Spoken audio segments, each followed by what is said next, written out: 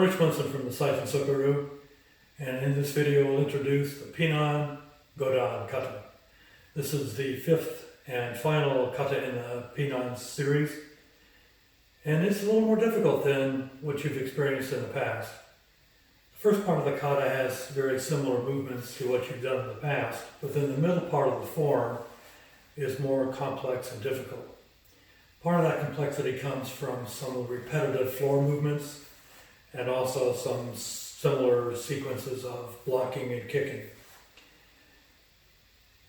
If you get lost in the middle of the form and kind of forget where you are, don't feel bad about it. That happens to everybody, and in part that's because these repetitive sequences make it easy for you to forget kind of where you are. Don't worry about it. You'll figure it out and you'll find little ways to remember where you are over time, and you'll perform the form just fine with some practice.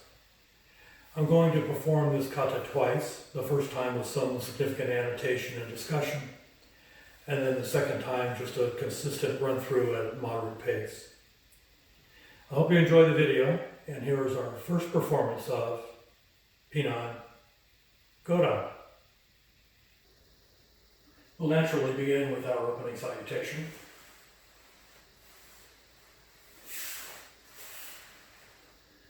We establish Musubidachi and chamber our hands on our left ribs.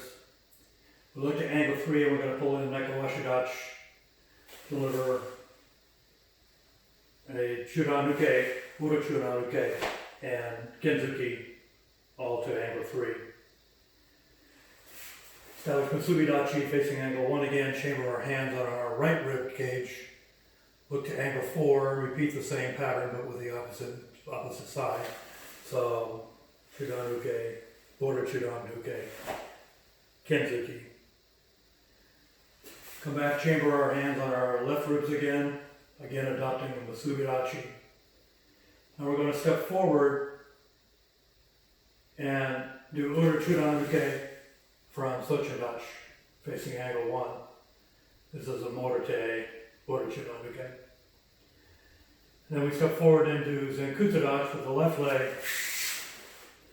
and use a Juji, a Geidan Juji Uke to angle 1. From here our hands open up and we strike up or block upward with two open hands that are form a V pattern or a wing pattern. And this is a confusing part of the form. So the right hand is going to circle around and the left hand circles around as though we're trapping something with the right hand and pulling it then under the left hand. And then we pull that down to our side. And from here we're going to strike with Tetsui Uchi at angle 1. And we're going to step forward again, strike with Yakuza to angle 1. Next part, we're going to strike behind us. Somebody's approaching from behind.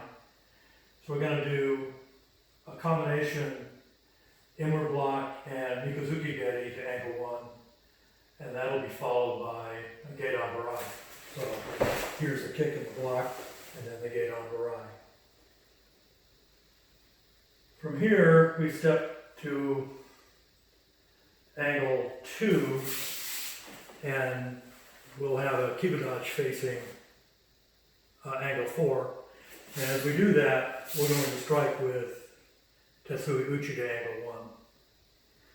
The hand opens up and we're going to strike with Mikozuki Geri into the hand. Step forward and strike with an elbow. Then we step forward into Jujidachi.